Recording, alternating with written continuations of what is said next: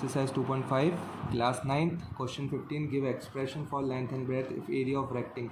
आयत का क्षेत्रफल की एक एक्सप्रेशन दी हुई है, एरिया ऑफ रेक्टेंगल की एक्सप्रेशन दी हुई है आपको लेंथ और ब्रेथ लंबाई और चौड़ाई के लिए भी एक्सप्रेशन निकालनी है, लेंथ और ब्रेथ के लिए भी एक्सप्रेशन निकालना है।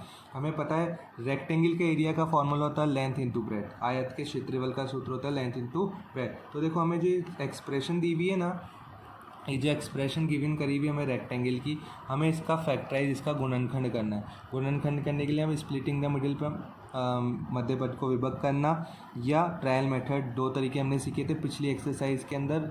तो उनकी प्रैक्टिस आप लोगों को करनी है। जैसे आपको प्रैक्टिस हो जाएगी तो आप फैक्टराइज आराम से कर सकते हो। देखो यहाँ पे मैं स्प्लिटिंग द मिडिल मध्य पद को विभक्त करके कर रहा हूँ। तो मुझे ये देखो, हमें पता है लास्ट और फर्स्ट टर्म हमें प्रोडक्ट देती, तो हमें इन दोनों का प्रोडक्ट कितना है 300। तो हमें दो नंबर ऐसे थिंक करने हैं जिनका प्रोडक्ट 300 हो और उनका सम या डिफरेंस हो, उसका योग या अंतर कितना हो माइनस का 35। तो वो दो नंबर कौन से होंगे?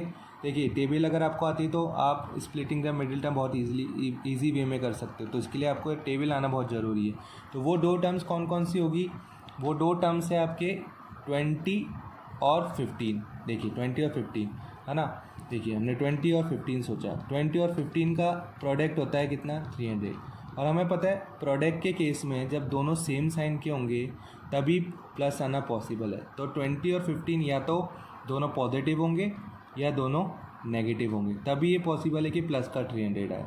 ओके, अब बात कर लेते हैं, हमें ये जो 35 चाहिए सम और डिफरेंस है ना, वो नेगेटिव साइन का होना चाहिए। तो भाई सम और डिफरेंस के केस में नेगेटिव तभी पॉसिबल है ना, जब दोनों क्या हो आपके सेम साइन के हो। अगर हम प्लस वालों को जोड़ते हैं तो हमारे पास प्लस का 35 आता है। अगर हम इन दोनों माइनस वाले को जोड़ते हैं, ऐड करते हैं, तो हमारे पास माइनस का 35 आता है। और हमारे लिए अभी रिक्वायरमेंट क्या है? माइनस का 35। तो हमें दो नंबर थिंक करने, वो दोनों किस साइन के होंगे? हमारे नेगेटिव साइन के होंगे। -20 है और -15 है। तो देखो माइनस इंटू माइनस प्लस का 300 हो गया, और इन दोनों को जब ऐड करोगे आप तो माइनस का 35 आ जाएगा। ये दोनों कंडीशन फुलफिल हो गई आपकी, ठीक है। तो ये दो नंबर ये स्प्लिट हो गया किसमें? -20 है और माइनस का 15 में, ठीक है। ये स्प्लिट कर दिया हमने। इसके लिए टेबल देखिए आना बहुत ज़रूरी है। अब देखिए मैंने पेयर अप कर लिया इन दो नंबर को और इन दो नंबर को। इस पेयर में से इन दोनों के पास कॉमन वैल्यू है क्या? 5a। और बेनिश राशि इनके पास, ये कॉमन वैल्यू मैंने आउट कर ली। कॉमन मतलब होता है डिवाइड करना एक तरह से। तो अब देखो 5a कॉमन लिया है ना, और ये था क्या 25a इंटू ए स्क्वायर को मैं लिख रहा हूँ a इंटू ए, है ना। और हमने कॉमन क्या लिया? 5a। एक ए से एक कैंसिल हो गया, ठीक है। 5 की टेबल से कितने टाइम्स गया? 5 टाइम। 5a बचा आपके पास। तो ब्रैकेट में आपके पास क्या बचा? 5a। 5a कॉमन निकालने के बाद आपके पास ब्रैकेट में बचा 5a। अब 20a में से आपने कितना कॉमन ले लिया? 5a। 5a से डिवाइड कर दिया, a से कैंसिल, 5 से कितने टाइम? 4। तो ये 20a की जगह क्या बचा? माइनस का 4। अब इन दोनों के ग्रुप की बात करते हैं, ठीक है। इन दोनों ग्रुप में से आपके कॉमन आ रहा है कितना? 3। 15a में से आपने 3 कॉमन ले लिया, 3 फायदा। तो आपके पास क्या बचा ब्रैकेट में? 5a। माइनस का 3 आपने कॉमन लिया है तो आपने माइनस के 3 से डिवाइड किया। और पॉजिटिव आपके नेगेटिव वैल्यू थी ये भी, नेगेटिव अपॉन नेगेटिव क्या होता है? पॉजिटिव, इसलिए पॉजिटिव 5a बचा। अब यहाँ पे 12 में से प्लस के 12 में आपने कॉमन लिया था माइनस का 3, यानी माइनस के 3 से इसको डिवाइड किया था। प्लस अपॉन माइनस होता है माइनस, और जब आप 12 को 3 से डिवाइड करोगे तो क्या बचेगा? माइनस का 4, क्योंकि पॉजिटिव अपॉन नेगेटिव नेगेटिव होता है और 12 अपॉन 3 4 होता है। तो -4 आपके पास ब्रैकेट में बचा। आप देख रहे हैं इन दोनों में से फिर से 5a - 4 कॉमन आ रहा है। तो आपने फर्दर क्या कॉमन ले लिया? 5a - 4। और आपके पास अब क्या बचा? 5a - 4 से इस पूरी टर्म को डिवाइड किया तो आपके पास बचा 5a, ठीक है। इस पूरी टर्म में से भी आपने 5a - 4 कॉमन लिया तो आपके पास क्या बचा? माइनस का 3, ठीक है। ये पूरी टर्म कॉमन ली है, यानी इस पूरी टर्म को और इस वाली टर्म को आपने 5a - 4 से डिवाइड किया। 5a - 4 से डिवाइड करने पे ये कैंसिल हो जाएगा, ओनली यहाँ 3 बचेगा माइनस का, और इधर क्या बचेगा? 5a। अब देखिए हमने जैसे फैक्टराइज किया, एरिया को फैक्टराइज किया, तो आपको क्या मिल रहा है? एक लेंथ मिल रही है, ठीक है। ये तो लेंथ हो गई, है ना, ये ब्रेथ हो गई, या आप इसका रिवर्स भी कह सकते हैं, या तो ये ब्रेथ हो गई, ठीक है। अगर आप इसको ब्रेथ कह रहे हो 5a - 4 को, तो इसको क्या कहोगे आप? लेंथ, ठीक है। तो आप एग्जाम में ऐसे लिख सकते हो कि length is equals to 5a -4 या और करके और 5a -3, किसी को भी हम कह सकते हैं। अगर इसको लेंथ कह रहे हो तो फिर ये ब्रेथ बन जाएगी, अगर आप इसको ब्रेथ कह रहे हो तो ये लेंथ बन जाएगी, इसलिए मैंने और करके लिखा। ठीक है, तो देखिए जब ये लेंथ थी तो ब्रेथ क्या था 5a -3, और जब ये लेंथ है तो ब्रेथ क्या हो जाएगी 5a -4। इन दिस वे हमने इस क्वेश्चन को सॉल्व कर लिया। अब इसका नेक्स्ट पार्ट देखते हैं। नेक्स्ट पार्ट है 35y² प्लस 13y -12। ये एरिया दिया हुआ आपको रेक्टेंगल का ही।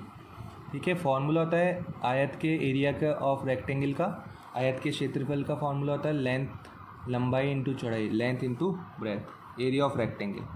एरिया की एक्सप्रेशन आपको गिवन है, इसका फैक्टराइजेशन करोगे, इसका गुणनखंड करोगे तो आपको लेंथ और ब्रेथ की क्या मिल जाएगी, एक्सप्रेशन मिल जाएगी। लंबाई और चौड़ाई के लिए आपको व्यंजक प्राप्त हो जाएगा। ठीक है, तो हम इसका फैक्टराइजेशन करते हैं स्प्लिटिंग द मिडिल टर्म का यूज़ में लेते हुए। ठीक है, तो हमें ऐसी टर्म सोचनी है जिनका प्रोडक्ट कितना हो गया आपका 420, 35 12 जा कितना होता है 420। ठीक है, आपको देखो मल्टीप्लाई की इजी ट्रिक बताता हूँ, इसको आप एक्सपेंड करके लिख दो 10 + 2। ओके, और आप किससे इंटू कर रहे हो 35 से। देखो पहले 35 10 जा 350, प्लस इंटू प्लस प्लस 35 2 जा 70, 350 + 70 कितना हो गया 420। ठीक है, तो आपको दो नंबर ऐसे सोचने हैं जिनका प्रोडक्ट माइनस का, क्योंकि प्लस इंटू माइनस माइनस होता है, माइनस का 420 प्रोडक्ट हो और सम या डिफरेंस कितना हो 13 हो, सम और डिफरेंस कितना हो आपका 13 हो। तो आपको दो नंबर ऐसे थिंक करने हैं।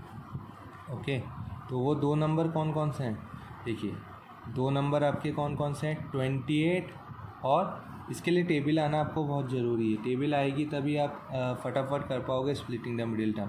तो 28 एंड 15। अब देखिए मैंने एक को प्लस एक को माइनस लिया है, क्यों लिया है रीज़न बताते हैं। देखिए प्रोडक्ट आपको नेगेटिव आ रहा है, नेगेटिव प्रोडक्ट तभी होगा, दो नंबर का प्रोडक्ट नेगेटिव तभी होगा जब एक नंबर पॉजिटिव साइन का और एक नेगेटिव, अपोजिट साइन क्यों मतलब। ठीक है, तो या तो 28 नेगेटिव होना चाहिए या 15 नेगेटिव होना चाहिए। अब ये क्या कहता है, ये कहता है कि जो सम या डिफरेंस आ रहा है वो पॉजिटिव साइन का हो, तो इसका मतलब पॉजिटिव वैल्यू बड़ी होगी, तभी डिफरेंस क्या आया आपका 13 आया। क्योंकि देखो ये दो नंबर आपका 28 और 13, और यहाँ पे जो नंबर वो छोटा है, तो इसका मतलब इन दोनों का डिफरेंस लिया गया है, डिफरेंस पॉजिटिव है। ये पॉजिटिव तभी पॉसिबल है जब बड़ा नंबर आपका पॉजिटिव साइन का हो। ठीक है, इसलिए 28 को मैंने प्लस साइन का लिया और इसको नेगेटिव साइन का लिया, और ये माइनस का 12। अब इन दोनों का ग्रुप बना रही है और इन दोनों का ग्रुप, इन दोनों के ग्रुप में से आपके कॉमन आ रहा है कितना 7y।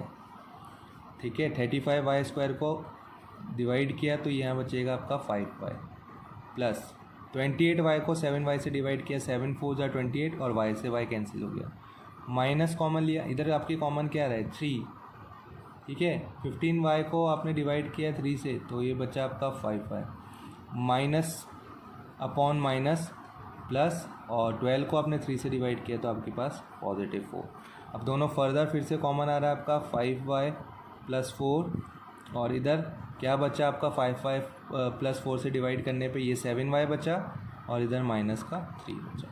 ठीक है, कॉमन लेना आपको समझ आएगा, कॉमन लेने का मतलब होता है डिवाइड करना। जो भी आपके दो टर्म है, देखिए इनका ग्रुप बनाया था ना, इन दोनों में जो भी कॉमन वैल्यू ना आपने उससे डिवाइड किया, वो कॉमन वैल्यू आपको शो करना पड़ती है कि भाई इससे डिवाइड किया था आपने। ठीक है, इसको कहते हैं कॉमन लेना।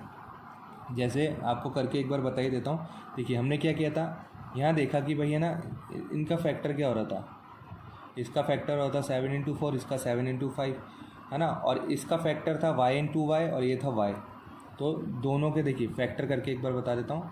35 का फैक्टर था 7 × 5, ओके।